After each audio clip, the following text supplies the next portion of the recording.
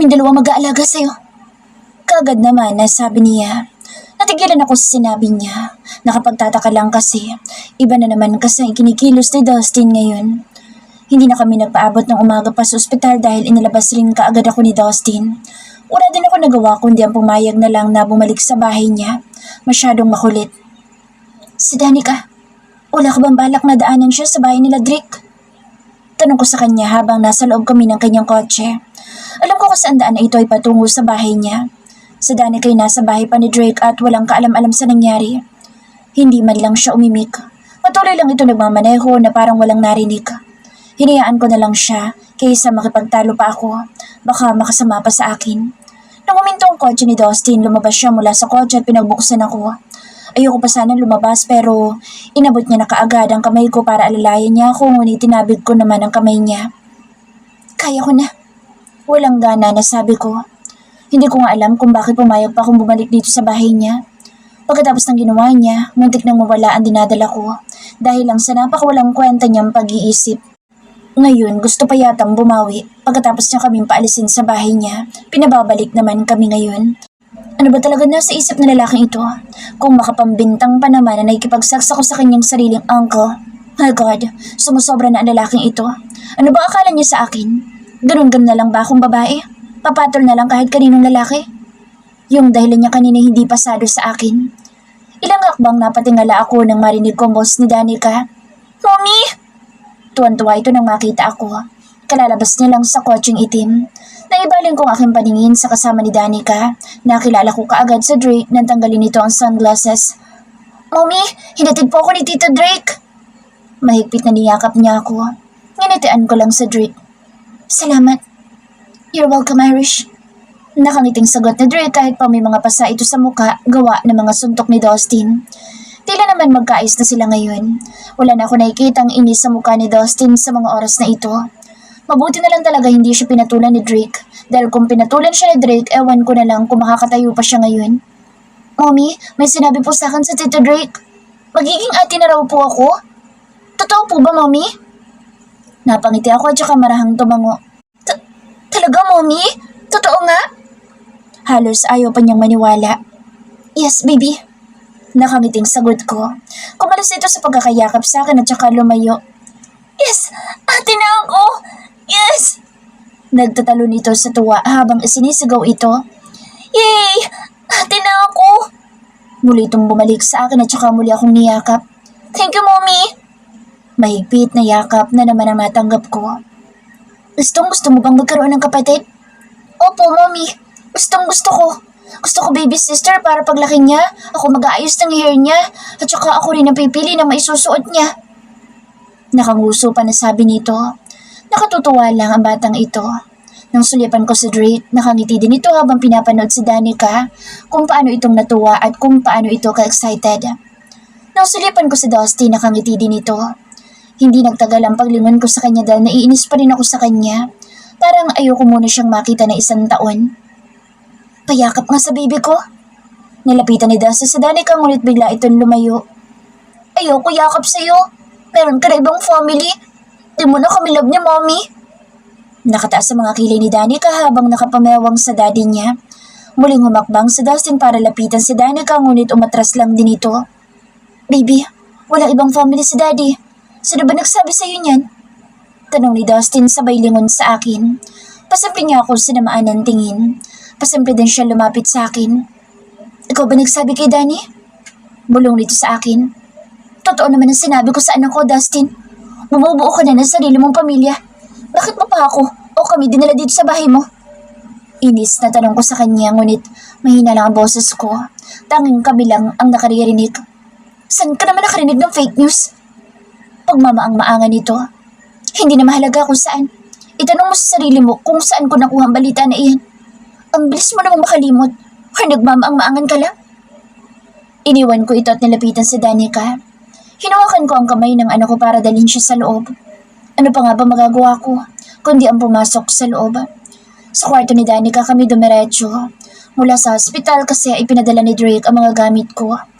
Hindi lang nakapunta si Danica sa ospital dahil kasama ito ni Manang Lucille mag-groceries. Pinagbastan ko ang kwarto ni Danica. Hindi gaanong malaki ang kama niya kaya sa sahig ako matutulog. At sabi ng doktor, bed rest lang muna ako ng ilang araw.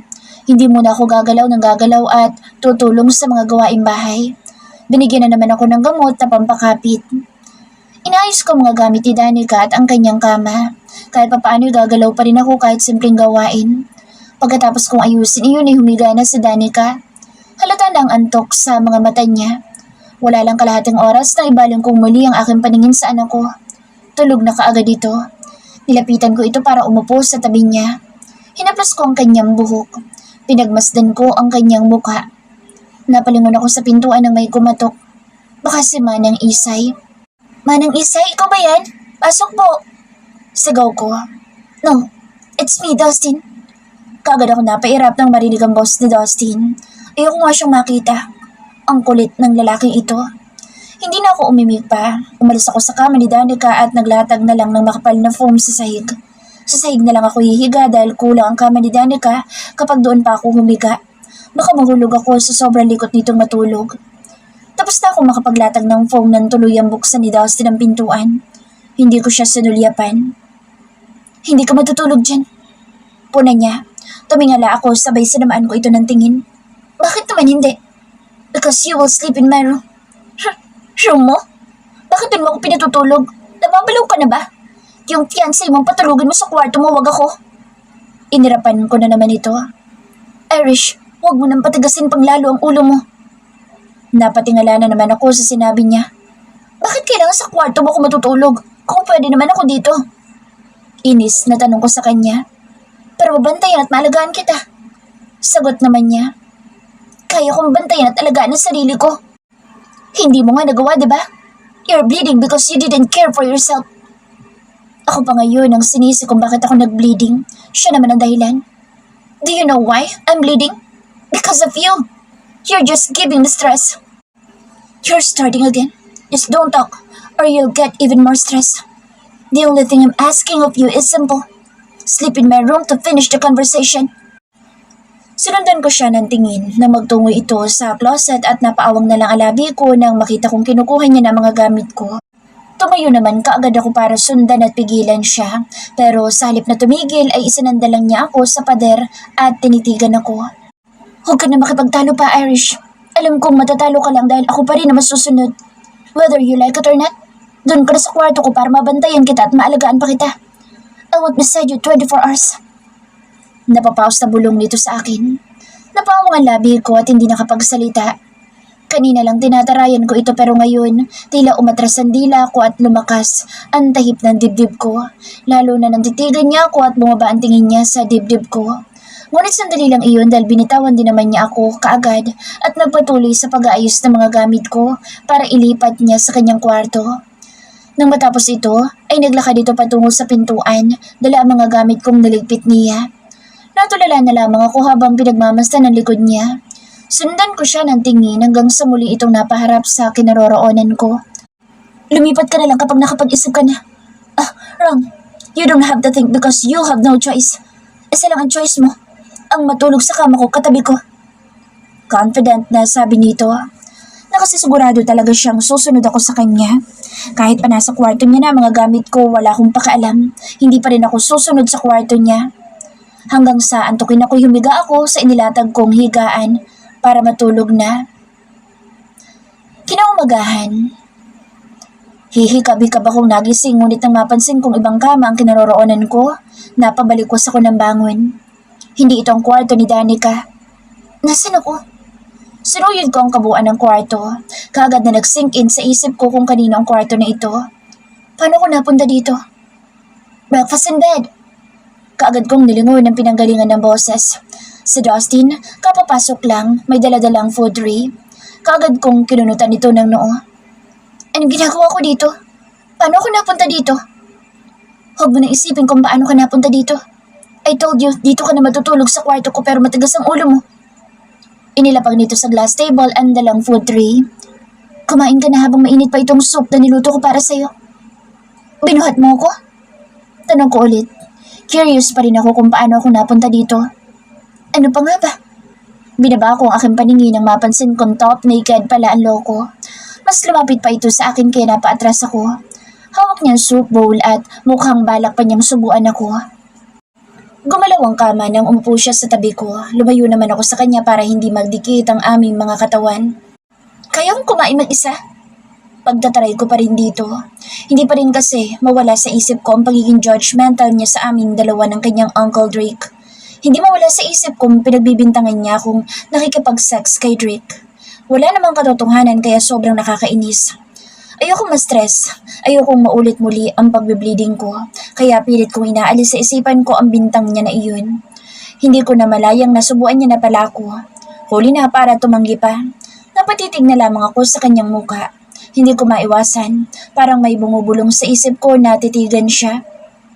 Dito ka lang sa kwarto buong maghapon. Kapag may gusto kang kainin, tawagin mo lang ako. Bilin niya. Naubos ko yung pagkain na inihanda niya sa akin for breakfast. Kumain na ba si Danica? Yes, nasa pool si Danica kasama si Manang Isay. Tatalikuran niya na naman sana ako nang muli na naman ako magsalita. Hindi ka ba papasok? Muli na naman siyang napaharap sa akin. Pwede naman na hindi ako pumunta sa office kahit ilang araw pa. Simula sa araw na ito, ako ang palagi mo makikita dahil ako ang poging nurse at doktor mo. Ayokong umasa, baka sa huli masasaktan na naman ako. Meron pa siyang fiancé. Ayoko namang itanong sa kanya ang bagay na iyon. Ayokong umasa. Do you have any questions? Ask me. I'm ready to answer all your questions. Umiling-iling ako. 3 days later. Third person's POV. Manang? Nagmamadaling pumasok si Dustin sa loob ng kusina kung saan si Manang Isay. Senyorito? Bakit po? Hawak ang sandok na humarap sa kanya si Manang Isay. Nakita niyo ba si Irish? Wala siya sa kwarto ni Danica. Wala din si Danica. Si ma'am? Nasa flower garden po, senyorito. Pero si Danica nasa playground kasama si Matet. Si Matet ay kanilang maid. Nasa garden sa Irish? Anong ginagawa niya doon? Hindi ko lang po alam, senyorito. Basta kanina sabi niya, may gusto daw siyang kainin. Pero hindi niya alam kung ano, kaya tinanong ko kung ano ba talaga yung gusto niya para lutuin ko. Ang sagot niya, wala. At ang sabi niya pa sa flower garden na lang daw muna siya para makalanghap ng sariwang hangin at masilayan niya raw yung nagagandahang bulaklak doon. Mahabang sagot ni Manang Isay.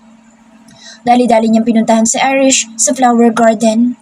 Doon, nakita niyang tila kinakausap nito ang mga bulaklak. Inaamoy nito ang sampagita at pinitas naman ang gumamela. Lumapit dito sa santan. Napangiti na lamang siya na makitang amoy nito ang santan flower at ang hindi niya inaasahan ay ang sipsipin nito ang katas ng santan flower. Palihim na nakasunod si Dustin habang patuloy na naglalakad-lakad sa Irish sa flower garden. Lahat niyata ng bulaklak dito ay inaamoy ni Irish. Napapangiti na lamang siya habang pinagmamasdan si Irish na enjoy sa pag-amoy sa mga bulaklak. Nilapitan niya ang santan at ginaya ang ginawa ni Irish. Weird. Ano bang lasa nito? Tanong pa niya bago ginaya ang ginawa ni Irish kanina. Napapikit pa siya habang tinitikman nito. Ang buong akala niya kasi mapait ang lasa nito pero matamis pala. Sweet. Nang matikman ay kaagad niyang komento. Nakapikit pa siya habang ninanamnam ang tamis ng katas ng bulaklak na santan. So he took a few more sips of it. The taste of this flower is so addictive. He couldn't count how many times he sucked it repeatedly. So weird but delicious. Komento niya muli. Anong ginagawa mo? Naimulat niya ang kanyang mga mata at nasilayan niya ang mukha ni Irish na takan-takan nakatingin sa kanya. Doon niya lang napansin na hawak niya pa rin ang santan at nasa bibig pa niya ito. Kaagad din niyang naitapon ito at nagpagpag ng mga kamay. Tumikim siya at inayos ang boses. Tinitikman ko lang kung masarap. Hindi niya alam kung ano yung sasagot. Baka isipin itong nababalo na siya. Muli siyang tumikim. Napansin niya ang pagngiti ni Irish bago siya nito tinalikuran. Irish, POV. Bakit ba sarap na sarap ako sa bulaklak na to? Na magsawa ay inamoy ko naman ang ibang mga bulaklak na katabi ng santan. Saka ko lang namalayan ilang oras na pala akong nandito sa flower garden. Sinilip ko muna si Danica sa playground. Wala na ito doon. Mukhang pumasok na yata sa loob ng bahay. Bumalik na lang ulit ako sa flower garden ngunit hindi pa ako nakakalapit ay nahagip na ng mga mata ko si Dustin. Anong ginagawa niya? Pinagmasdan ko siya habang sinisipsip din niya ang katas ng santan. Nakita niya kaya ako kanina? Nakapikit pa ito habang sinisipsip ang bulaklak. Napangiti ako nang wala sa oras. Akala ko kasi ako lang yung sarap na sarap sa bulaklak na iyon. Siya din pala. Hindi ko napigilang lapitan ito at tanungin kung anong ginagawa niya. Nagulat siya nang makita ako. Hindi alam ang gagawin, kung itatapon ba yung hawak niya o hahawakan na lang. Napangiti ako sa sagot niya. Hindi na ako nagsalita pa. Wala na akong ibang masabi kaya tumalikod na lamang ako. Hindi ko alam kung nakasunod ba siya sa akin o hindi. Dumiretso ako sa kusina.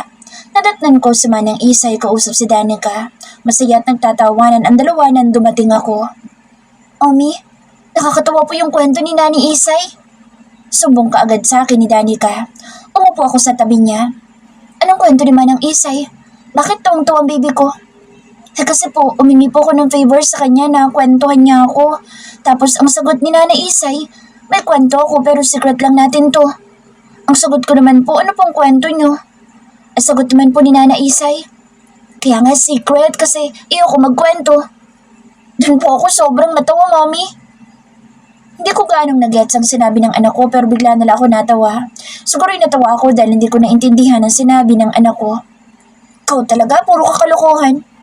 Natawa naman si Danica tsaka ito lumapit sa akin para yakapin ako. Ma'am, nakita na po ba kayo ni Senyorito? Kanina lang po hinahanap kayo nun. Mukhang hindi mapakali dahil hindi niya kayo nakikita. Sumbong sa akin naman ang Isay na tila kinikilig pa dahil sa mga ngiti nito. Nakita ko siya sa garden. Sagot ko ngunit napalingon ako nang marinig ang boss ni Dustin. May mga kasama siyang 3 lalaki at may mga daladalang bulaklak. Nanlaki na lamang ang mga mata ko at napaisip kung anong gagawin nila sa klase-klaseng bulaklak. Pakidala na lang sa kwarto ko ang mga iyan. Narinig kong bili ni Dustin sa mga ito at saka sila lumabas muli sa kusina para tahakin ang makintab na hagdanan. Sinundan ko ang mga ito kasama si Danica. Maging ang anak namin ay takantaka dahil sa dami ng bulaklak na dala. Nakasunod lang kami ni Danica sa mga ito. Mommy, anong ginagawa po nila? Bakit ang dami nilang dalang bulaklak? Take note, nasa paso ang mga ito. Merong roses na pink at red. At ang hindi talaga kapanipaniwala ay meron pang santan. Ano kaya nangyari sa daddy mo, baby? Tanong ko sa kawalan. Nang makarating kami sa kwarto ay isa-isang pinaayos ni Dustin ang malaki pa na space ng kwarto niya. Doon niya inilagay ang mga dalang bulaklak. Okay, thank you. Pasalamat ni Dustin sa mga ito pagkatapos itong maayos at mapaghila-hilera ang mga bulaklak. Dito na po kami, sir. Paalam ng 3 tsaka tinahak na ang pintuan. Nanatili lang ako nakatingin sa kanila at nakasunod ang mga tingin ko sa mga ito hanggang makalabas ng pintuan. Bumitaw naman sa akin si Danica sabay kindat sa akin. Lalabas na rin po ako, Mommy. Kausapin niyo po si Daddy. Bigla na lang itong kumindad sa akin nang hindi ko inaasahan. Enjoy, Mommy! Nagtatakbo ito na lumabas ng silid. Naiwan akong nakabukas ang aking labi. Napalunok ako nang ibaling ko ang tingin kay Dustin. Nakangiti kasi ito habang nakatingin sa akin. Tinasan ko kaagad ito ng mga kilay. Bakit ka nakangiti? Pagtataray ko, lumapit naman kaagad ito sa akin. Masama na bang ngumiti? Sa mga oras na ito, hindi masamang ngumiti lalo na kung isang magandang dilag yung kaharap ko. Pilyong ngiti ang ibinigay nito sa akin. Tumikim ulit ako at nagkukunwaring inaayos ang boses ko. Hindi ko akalain tila mababalisa ako sa corny na linyahan niya. Ang corny mo, alam mo ba? Inis na sambit ko at saka inirapan ito. Nagustuhan mo ba? Tanong niya at saka tinuro mga bulaklak sa space ng kwarto niya. Hindi. Kaagad na sagot ko kahit na maganda ito sa paningin ko at sarap na sarap akong tingnan ng mga ito. Nagsinungaling ako para mawala ang kapilyuhan ng kanyang mga ngiti dahil pinapalakas lang nito lalo ang kaba ko. Kala ko pa naman magugustuhan mo to. Dismayadong sabi niya. Bakit mo ba pinuno ng mga bulaklak ang kwarto mo? Nagbubuka ka na tuloy bubuyog sa dami ng mga ito. I did it for you. I thought you would love this idea. Instead of going to the flower garden, why not here? It's close and you won't be tired of going out. He said. That was his reason. Parang ginawa mo naman akong palalisado. Exercise din naman iyon para sa akin ang maglakad papunta sa flower garden. Ayokong mapagod ka. Dahilan naman niya kaagad. Sa'yo pa nga lang, pagod na ako. Sa isip-isip ko, sabihin mo lang kung ayaw mo sa mga bulaklak na ito. Ngayon di ipalalabas ko. Tanong niya sa akin. Ilang minuto ako natahimik at saka muli nagsalita. Hindi naman ako matutulog dito kaya ayos lang naman sa akin kung dito mo ilagay iyan. Sagot ko dito at saka tinalikuran na siya. Sino nagsabi sa iyo na hindi ka dito matutulog? Simula kagabi na natulog ka dito, hindi ka na pwedeng tumanggi. Nandito ka na sa loob ng kwarto ko. Lahat ng mga gamit mo nailipat ko na rin dito. Pilyo na naman itong sabi sa akin. Talagang gagawin mo lahat para masunod ang gusto mo, no? Pakikipagmatigasan ko. Basta't ikaw, gagawin ko lahat kahit ayaw mo pa. Ganun kita kamahal. Tila nadulas na sabi niya dahil bigla itong tumigil. Nasabi ko na kaya hindi ko na pwedeng bawiin. Dagdag pa niya. Palihim akong kinilig at tila namawis din ako kahit napakalamig na dito sa loob ng kwarto niya. Nakatodo na nga ang aircon. Lang yung lalaking ito. Ano bang nakain ito at patuloy ang kanyang pagiging corny? Nagkunwari akong hindi ko nagustuhan ang mga banat niya pero sa simpleng banat niya tila kinilig na kaagad ako. Ewan ko sa'yo. Sipsipin mo na lang ulit yung santan. Baka sakaling matauhan ka dyan. Tinalikuran ko na ito. Sa pagtalikod ko'y kaagad niyang nahawakan ang balikat ko. Ikaw lang ang gusto kong sipsipin sa mga oras na ito. Napalingon akong bigla sa kanya at doon ko na naman nasilayan ang kapilyuhan na gumuhit sa kanyang mga labi. Sa isang iglap lang ay inilapat nito ang labi sa akin labi. Muli nag-isa ang aming mga labi na hindi ko na tinutulan. Pinulupot ko ang aking mga braso sa leeg ni Dustin habang walang paghihiwalay ang aming mga labi. Hindi ako tumutol dahil ito ang gusto ng isip at ito rin ang sigaw ng damdamin ko. Relax, biglang sabi niya. Bigla akong nahiya. Masyado yata akong atat. Natigilan ako at napaawang ang labi na maghiwalay ang mga ito. Katagalan ay ngumiti ito na nagpakalma sa aking pagkapahiya. Oh, gag ka! Isang malakas na hampas sa balikat ang inabot niya mula sa akin. Hindi lang ako sanay na ganito ka. You're too wild. He suddenly whispered and chuckled after. Mas lalong nalaglag ang aking panga at maging ang aking labi ay nanatiling nakaawang. Sobrang wild ko ba? Nahalata bang sobrang sabik lang ako sa kanya? Sa pananatili ng pag-awang ng aking mga labi ay nagulat na lamang ako nang bigla niya na naman itong sakupin. Sa pagkakataong ito'y pinisil niya na mga pisngi ng aking pang-upo. Dustin! Napatili akong bigla. Oy, hindi ba pwedeng pislin yan? Pelyo, natanong niya. Mas lalo yatang nag-init ang aking pisngi. Pakiramdam ko'y namumula na ng sobra dahil sa hiya. You're blushing, honey. Bulong niyang muli sa akin. Sabay kagad sa akin tenga. Magrereklamo pa sana ako nang bigla niya na lamang akong buhatin. I'm bored. Let's make a tweet. Pilyong bulong niya sa akin. Napatawa ako nang bigla niya na naman pisilin ang aking pang-upo. Kasabay ng aking dawang. Narinig kong natawa siya at sa kanya sinubsob ang kanyang muka sa aking leeg. Napatili at napahalakhak ako na wala sa oras kasabay ng pagliyad ng aking katawan. Dustin! Saway ko sa kanya nang bumaba ang halik niya sa aking cleavage. Halos wala yata siyang pinalampas na sipsipin sa parte ng aking leeg at maging ang aking cleavage. Mukhang iiwanan niya na naman ng kiss mark ang bawat parte ng aking katawan. Pakiramdam ko'y biglang humapdi ang leeg ko.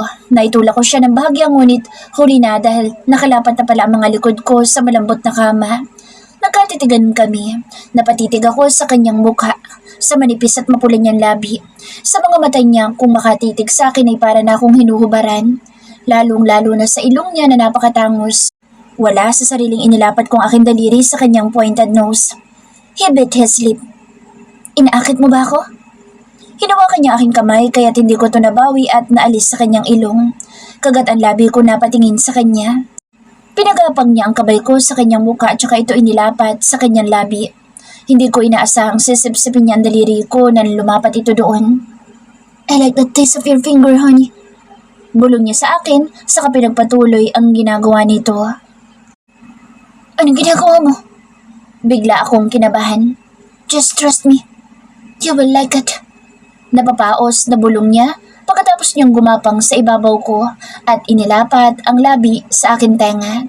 Nakiliti ako sa kanyang hininga pero wala akong magawa dahil nakatali ang mga kamay ko sa headboard ng kama. Dustin Spilvey. What, honey? Bulong ni Irish habang nakapikit. Honey? What do you mean? Gusto ko ng fresh, honey. Kapag hindi mo nakuha yun ngayon din, hindi ka na makakaisa pa. What? Napakamot ako sa aking ulo dahil sa dami ng gusto ipakuha sa akin, bakit yung mahirap ang kunin? Shit. Where can I get fresh honey? Irish POV. Napahawa ako sa likod ko nang magising dahil sa sakit na nararamdaman ko. Ang sakit ng likod ko. Napangwi ako lalo na nang igalaw ko ang aking katawan. Nang sulyapan ko ang tabi ko ay wala na si Dustin. Nang maalala ko ang nangyari kagabi, inakagad ko na lang ang labi ko. Nasa isip ko pa rin ang hubad nitong katawan. Naglalaway yata ako sa kanyang namamawis na balikat, sa kanyang dibdib at sa mabalahibong puson. Iniling-iling ko ang aking ulo dahil sa kabastusan na pumapasok sa isip ko. Napangiti ako. Sandali ko nakalimutan ang sakit ng likod ko. Nang sulyapan ko ang sarili sa ilalim ng kumot ay hubot-hubad pa rin ako. Buti na lang hindi pa pumupunta si Danica dito. Kumusta kayang batang yun? Hindi yung pinagbuksan ni Dustin kagabi. Napangiti na naman ako. Hindi pa ako nakakatayo nang marinig kong ringtone ng aking phone.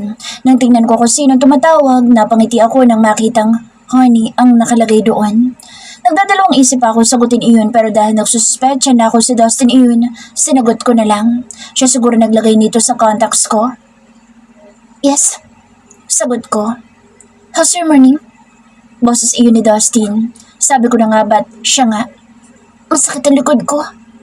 Kaagad na sumbong ko sa kanya. Masakit ang likod mo? Ayos ka lang ba?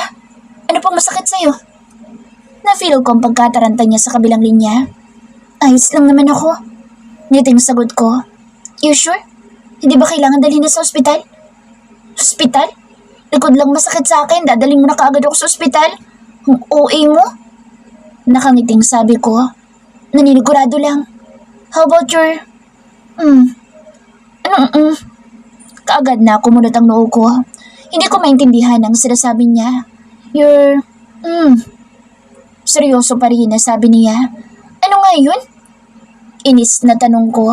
Ayusin mo nga para maintindihan ko. Inis na sabi ko sa kanya. Your pussy. Kaagad na nag-init ang aking pisngi dahil sa ibinulong niya. Dustin! Napasigaw ako. Tumawa siya sa kabilang linya. Sabi ko naman sa'yo, ayoko na nga sabihin pero pinilit mo pa. Tapos ngayon nagre-reklamo ka. Nandito ako sa supermarket. Naghahanap ng honey mo. Kaya ibinulong ko sa'yo dahil marami akong katabi rito. Natatawa ang wika niya sa kabilang linya. Pervert! Natatawa naman na sabi ko. Pero ayos lang ba talaga? Likod mo lang ba talaga masakit? Oo nga, kulit mo. Mapdi lang ng konti pero kaya namang tumayo. Buti naman para may vape round pa nakasunod mamaya. Narinig ko tumawa siya na mahina sa kabilang linya. Dalhin mo muna fresh honey ko para makaulit ka pa. Inus ko sa kanya. I'm on my way, honey. Hindi pwede yung galing sa supermarket. Gusto ko pa rin yung ikaw mismo ang kumuha ng fresh honey ko. Ano? Balak mo ba ako ipakagat sa mga babuyog? Parang gano'n na nga. Kukuha ka ba o hindi ka na makakaulit pa? Deal or no deal? Panluloko ko sa kanya.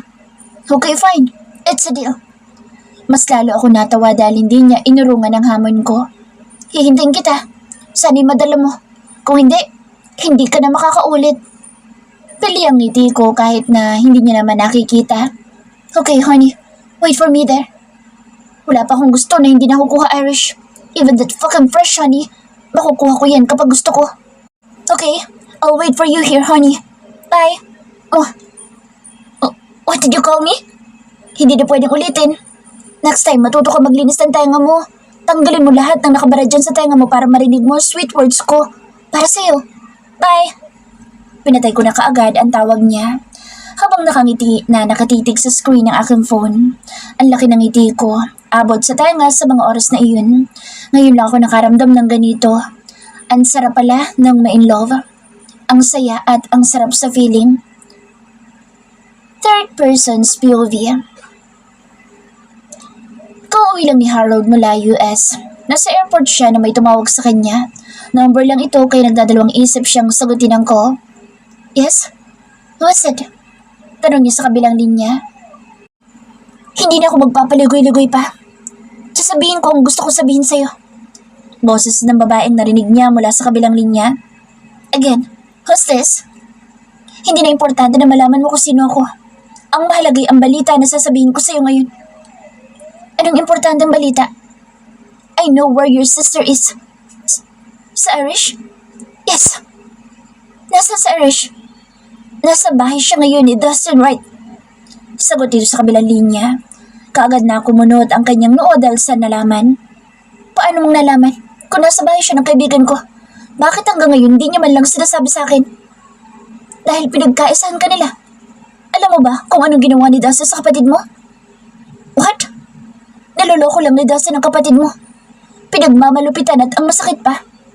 Ginagawa niyang palahian sa Irish. Makakapayag ka ba dun? Sarili mong kapatid niloloko ng kaibigan mo? Ay mali. Matalik mo palang kaibigan.